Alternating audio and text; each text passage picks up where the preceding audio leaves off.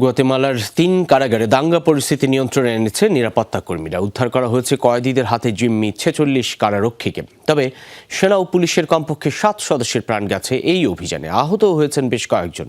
পরিস্থিতি পুরোপুরি নিয়ন্ত্রণে আনতে ৩০ দিনের জরুরি অবস্থা ঘোষণা করেছে সরকার।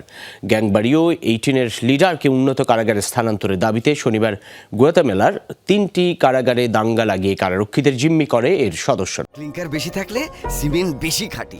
আনোয়ার সিমেন্ট। শনিবার হঠাৎ করে দাঙ্গা ছড়িয়ে পড়ে গুয়াতেমালার ৩ কারাগারে, যার নেপথ্যে ছিল কুখ্যাত গ্যাং বাড়িও 18-এর সদস্যরা। মূলত গ্যাং লিডারকে উন্নত সুযোগ সুবিধা সম্পন্ন কারাগারে স্থানান্তরের দাবিতে অন্তত ৪৬ কারারক্ষীকে বন্দী করে কয়েদিরা। এ ঘটনার জেরে রোববার ভোরে এই কারাগারগুলোতে যৌথ অভিযানে নামে পুলিশ ও সেনাবাহিনী। ২৪ ঘন্টারও কম সময়ে পরিস্থিতি নিয়ন্ত্রণে নেয় আইন শৃঙ্খলা বাহিনী।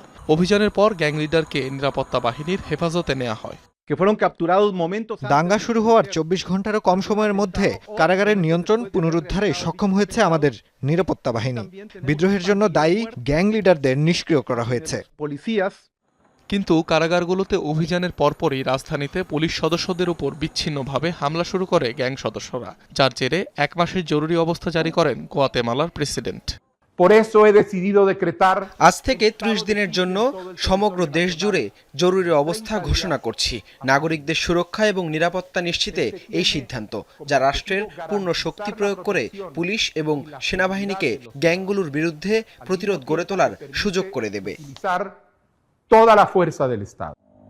বিভিন্ন গ্যাংয়ের উৎপাতে জর্জরিত গুয়াতেমালা। অপরাধীদের ধরা গেলেও কারাগারে জায়গা দিতে হিমশিম খেতে হয় কর্তৃপক্ষকে। ফলে জেলখানাগুলোর ভেতরেও তৈরি হয় বিভিন্ন গ্যাংয়ের প্রভাব। তাই প্রায়ই ঘটে হামলার ঘটনা, তৈরি করা হয় জিম্মি পরিস্থিতি। অনিক রহমান, যমুনা নিউজ।